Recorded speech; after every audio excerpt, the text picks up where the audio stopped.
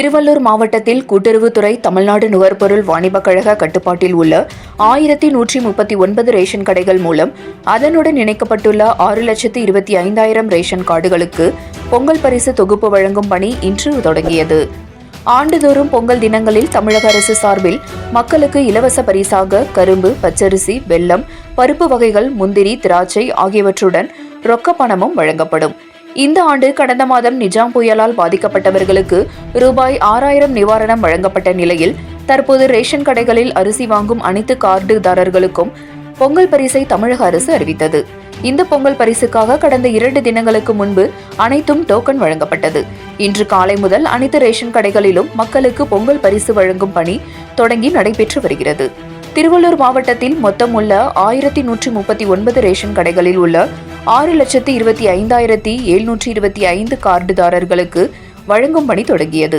முன்கூட்டியே மக்களுக்கு எண் வரிசைப்படி டோக்கன் வழங்கியதால் கூட்ட நெரிசலின்றி அமைதியாகவும் மகிழ்ச்சியாகவும் மக்கள் பொங்கல் பரிசை பெற்று செல்கின்றனர். திருவள்ளூர் நகராட்சிக்கு உட்பட்ட 9வது வார்டில் திருவள்ளூர் தொகுதி எம்எல்ஏ விஜய் ராஜேந்திரன் பொங்கல் பரிசு தொகுப்பு வழங்கும் நிகழ்ச்சியை தொடங்கி வைத்த நிலையில் அது தொடர்ந்து வார்டு கவுன்சிலர் அய்யூப் அலி தொடர்ந்து மக்களுக்கு பொங்கல் பரிசு தொகை வழங்கினார். திருவள்ளூர் நேதாஜி சாலையில் 2வது வார்டில் திருவள்ளூர் நகரமன்ற தலைவர் உதயமலர் பொன்பாண்டியன் வார்டில் எம்எல்ஏ விஜய் ராஜேந்திரன் தொடங்கி வைத்த நிலையில் அதைத் தொடர்ந்து நகரமன்ற தலைவர் உதயமலர் பாண்டியன், நகராட்சி ஆணையர் சுரேந்தர் ஷா ஆகியோர் தொடர்ந்து பொங்கல் பரிசு தொகுப்பை வழங்கினர்.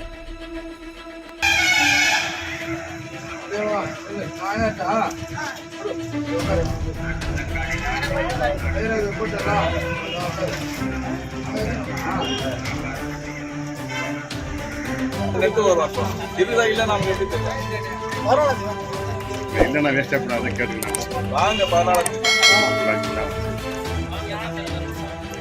அடுத்த அந்த லேடிக்கு ஒன்று கொடுங்க. அதே